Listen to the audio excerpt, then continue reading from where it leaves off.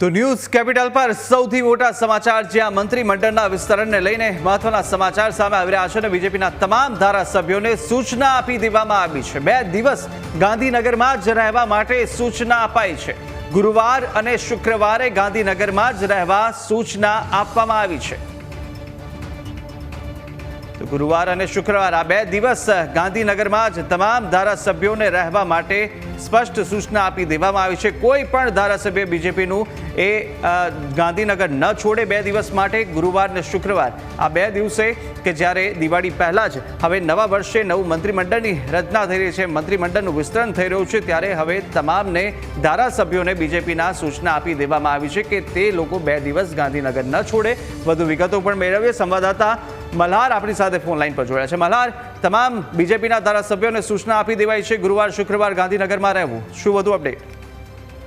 ચોક્કસથી અત્યારે મંત્રીમંડળના વિસ્તરણને લઈને જે પ્રકારે શક્યતાઓ સેવાઈ રહી છે તે વચ્ચે શપથ સમારોહનું પણ રાજ્ય સરકાર જે છે તે આયોજન કરી રહી છે। આવતીકાલે મુખ્યમંત્રી જે છે તે રાજ્યપાલને મળશે અને નવા મંત્રીમંડળની અંદર જે ધારાસભ્યોનો જે મંત્રી તરીકેનું સ્થાન આપવાનું છે તેને લઈને જે છે તે નામોની યાદી જે છે તે રાજ્યપાલ સમક્ષ રજૂ કરશે અને જે મંત્રીઓનું પરફોર્મન્સ સારું નથી તે મંત્રીઓને પણ જે છે તે બાદબાકી કરવાની છે, તેમની પણ યાદી રાજ્યપાલને આપશે।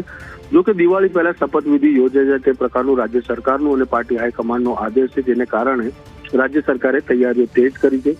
પાર્ટી કાર્યાલયથી તમામ ધારાસભ્યોને જે છે તે ગાંધીનગર ખાતે હાજર રહેવાની સૂચના આપી છે। એટલે ભાજપના તમામ ધારાસભ્યો જે છે તે આવતીકાલથી જે છે તે ગાંધીનગરમાં ધામા નાખશે અને ત્યારબાદ જે મંત્રી નું પરફોર્મન્સ ખરાબ હશે તે લોકોની બાદબાકી કરશે અને જે ધારાસભ્યો જે સામાજિક ક્ષેત્રમાં આગળ હશે, યુવાનો સાથે સંકળાયેલા હશે, સમાજમાં તેમની પ્રતિષ્ઠા હશે, સારું કામ કરતા હશે તેવા ધારાસભ્યોને જે છે તે પાર્ટી હાઈકમાન્ડની સૂચના પ્રમાણે મંત્રી તરીકેના શપથ લેવાની જે છે તે સૂચના આપીને તે લોકોને નવનિયુક્ત મંત્રી તરીકેની જવાબદારી પણ સોંપવામાં આવશે। એટલે કે પાર્ટી હાઈકમાન્ડ દ્વારા જે છે તે તમામ ધારાસભ્યો ભારતીય જનતા પાર્ટીના ધારાસભ્યોને ગાંધીનગર હાજર થવાની સૂચના આપવામાં આવી છે।